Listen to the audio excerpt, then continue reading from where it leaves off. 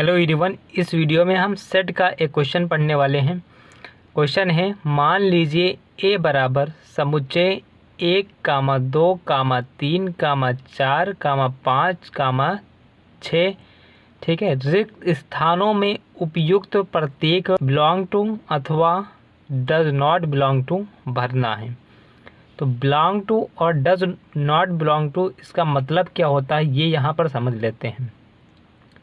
Belong to का मतलब क्या होता है, जैसे यहाँ पर ए बराबर हमें एक समुच्चय दिया गया है, तो इसके अंदर लिखा है 1, 2, 3, 4, 5 और 6। तो अगर यहाँ से पूछा जाए आपसे कि जो 1 है वो इस समुच्चय में है या नहीं, तो हमें कह सकते हैं जो 1 है वो इस समुच्चय के अंदर लिखा है। इसका मतलब 1 जो है बिलोंग करेगा इस समुच्चय ए को। उसी तरह अगर आपसे पूछा जाए कि जो 2 है वो इस समुच्चय में है कि नहीं, तो 2 इस समुच्चय में लिखा है, ठीक है, और ये समुच्चय ए के बराबर है, मतलब इस समुच्चय का ए नाम है। तो यहाँ पर हमें कह सकते हैं कि 2 जो है वो बिलोंग करेगा इस समुच्चय ए को। उसी तरह अगर आपसे पूछा जाए 3 जो है इस समुच्चय में है या नहीं, तो 3 जो है इस समुच्चय में है, इसका मतलब है 3 जो है बिलोंग करेगा समुच्चय ए को।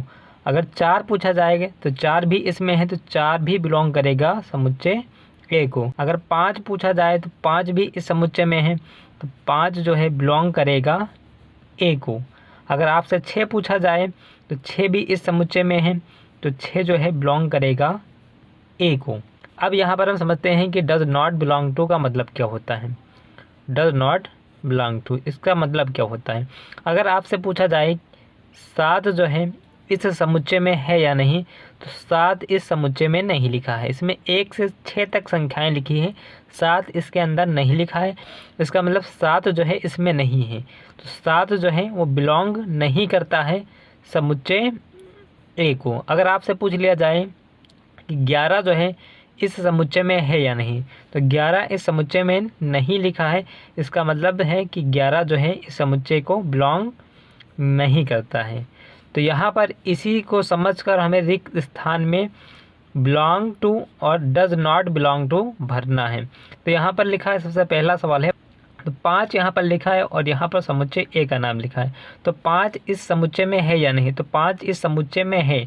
इसका मतलब 5 बिलोंग करता है समुच्चय ए को। उसके बाद यहाँ पर 8 लिखा है, तो 8 इस समुच्चय में नहीं है, आप देख सकते हैं। इसका मतलब 8 जो है वो बिलोंग नहीं करता है समुच्चय ए को। उसके बाद यहाँ पर 0 लिखा है, तो 0 जो है इस समुच्चय में नहीं है। इसका मतलब 0 जो है इस समुच्चय को बिलोंग नहीं करता है। उसके बाद 4, तो 4 आप देख सकते हैं, 4 इस समुच्चय में लिखा हुआ है ये संख्या। इसका मतलब है 4 जो है बिलोंग करता है समुच्चय ए को।